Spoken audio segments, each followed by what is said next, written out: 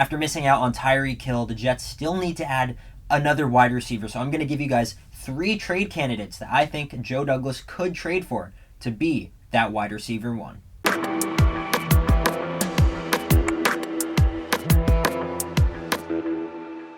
The first guy is on the Seahawks, and it's not DK Metcalf. I have Tyler Lockett instead. Now, Tyler Lockett has been a very productive player in his career. He had 3 1,000-plus seasons, so he has been on a very good career path so far. He made an All-Pro, he made a Pro Bowl before, but I think he could add so much to this Jets offense, not only as a deep threat, because obviously Russell Wilson, I feel like I always saw in Red Zone, Russell Wilson throwing a moon ball to him for a touchdown. And Zach Wilson, coming out of college, his bread and butter was pretty much the deep ball. So that seems like a match made in heaven, but like I said, he's had 3 seasons in a row of 1,000-plus yards. He's been very reliable for the Seattle Seahawks, and I'm pretty sure he's a team captain too. So he brings a lot of leadership and respectable qualities to whatever team he plays on. And the Seahawks, we're not sure if they're going to be retooling or rebuilding, but Lockett could be a guy that they move because his cap hit this year is $16 million, and then next year it goes to $9 million, and there is a potential out in 2024 with the contract. So the Jets could have Tyler Lockett on the team for at least 2 years, and I would not be opposed to this at all. I think he provides a lot just being in this league for a long time. He knows the league, and he knows how to win on routes a lot of the time, but he's also a safety blanket. He reels in a lot of catches.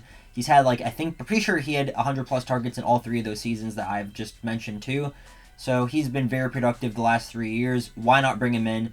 Because he is an excellent deep threat that will get defensive coordinators' attention, and he also can provide beneficial in other aspects of the game, especially after the catch. He's a fast player, so I think he would shine in this offense, and I think he's more realistic than DK Metcalf. Now we'd probably have to give up a 2nd-round pick or one of them, but honestly, I'd be fine with that. I'm going to be honest, I'm fine. We have to improve this wide receiver room because if Corey Davis or Elijah Moore goes down, it's not looking good. And Tyler Lockett is a proven commodity, so why not just trade for an established player that we know will come in and be the best wide receiver day one and upgrade this room tremendously and also help Zach Wilson, especially in an area that he is looking to get better on next year with the deep ball. The second receiver is Brandon Cooks, who I think has had a very underrated career. Brandon Cooks has been a established wide receiver in the league for a long time with the Saints, then with the Patriots and the Rams, and he's gotten traded a lot and been to a lot of places, but he still puts up and produces pretty good numbers. I'm pretty sure he's freaking 7,000-yard plus seasons. I mean, come on. Brandon Cooks is actually 6, but still, 6 1,000-yard seasons in his career. Brandon Cooks is not only an excellent deep threat because we know he's the Blazers. That's kind of what he was known for early on in his career, but he's also a very reliable receiver. Even with the quarterback drama in Houston, he has still stayed reliant over there and been their best weapon by miles ahead. He's on the older side too now. He's about 29, so he does have that sort of veteran presence to him in some ways. And although he is on the shorter side, he's only 5'11", I'm pretty sure, he still plays pretty physical. He's very good at contested catches. I think that's a very underrated and underappreciated aspect of what he brings to the table. And I'm not sure about the contract with him. I'm not going to lie, it's a little weird on Spotrac, but I know for sure that he's under contract for this season for $16 million, or $17. I'm okay with that. Now, what would Joe Douglas have to give up to get Brandon Cooks? I'm going to have to be honest, it's probably going to have to be the 3rd-round pick, maybe a 3rd and a 6th. I don't know, but the Texans, they're in an odd state right now. I think they might look to move on from him because I'm pretty sure he might be a free agent next year, but still. Brandon Cooks, he would instantly come in as the best receiver on the New York Jets. Like I said, he's on the smaller side, so I know a lot of fans might get a little bit upset about that, but he still has shown the ability to play. He outplays his size, and he's a burner. He's very reliable. He's great hands. Now, there are some injury concerns, and he's had some bad luck with that in the past, mainly in the Super Bowl where he got rocked that one time, but anyways, I'd be so down to bring him in because, like I said before, if one of our receivers goes down, it's bad news from there. Might as well have Brandon Cooks because he would be the number one instantly. He's had a very proven track record and is one of the more underrated players in the NFL. Seriously, he's produced almost every single season of his career, and he never gets that talk about being a top 10 receiver. Now, he's top 20 for sure, but he is still a phenomenal wide receiver, and he would add so much to this team. Not only because he would take the top off of the defense, and Zach Wilson would probably find him. That just is an electric connection, thinking about it in my own head.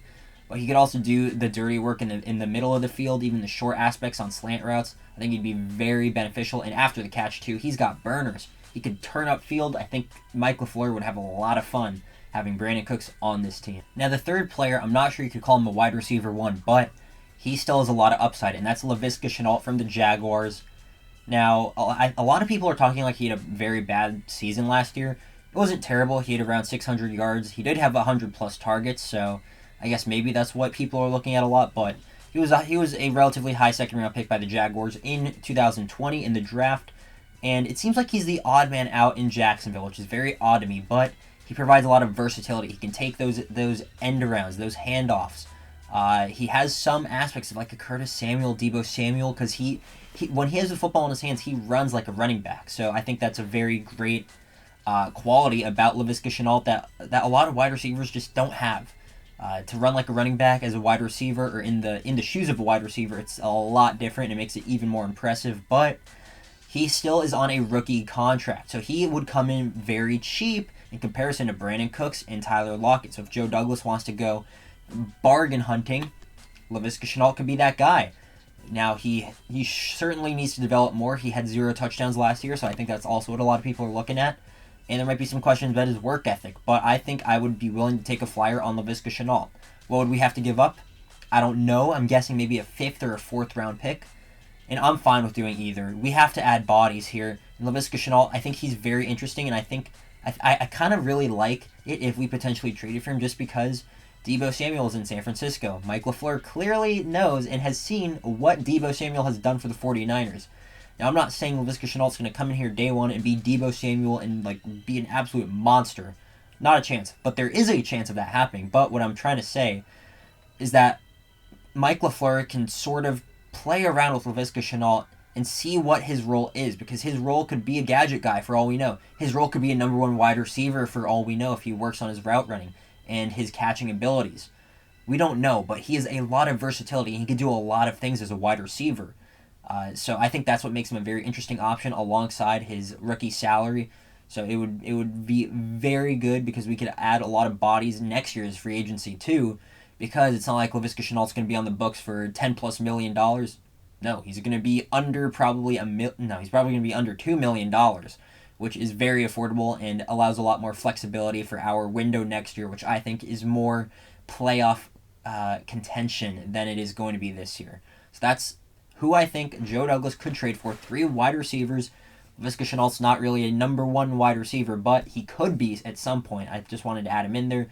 Bonus one, Curtis Samuel could be an option too if the Commanders are looking to just move on from him, but he does have injury concerns. He only played in, I think, 1 game last season, so that definitely raises some red flags. And he has a sizable contract, but there is an opt-out in 2023, so Joe Douglas could take a flyer on him. There was a lot of buzz from Jets fans. Sign Curtis Samuel. Last year, I feel like he was the main guy we all wanted. So I would not rule that out. That is a sneaky potential possibility, is the Jets trading for Curtis Samuel under the assumption that we either give up a later round pick, probably in next year's draft, or Washington would have to pay for maybe about half of his salary, but then we send over a 4th round pick. I don't know. Something like that could happen. He brings a lot of versatility too. He actually lined up in the backfield before too, which makes him interesting. And like Deebo Samuel, him and Laviska Shenault are very similar, although Shenault is a bigger body and I think runs more like a running back. So those are the options. Let me know what you guys think, Jets fans. I did not add DK Metcalf. I think that's unrealistic. I did not add A.J. Brown because right now I think it's unrealistic too. I think the Titans have shown that they're in a win-now mode. But maybe next season it can change. But these are 3 guys, and I will definitely talk to you guys about some draft prospects at the wide receiver position that I think we should target. But these are the 3 guys on the trade block that the Jets could go get. So let me know what you guys think, and I will see you all in the next one.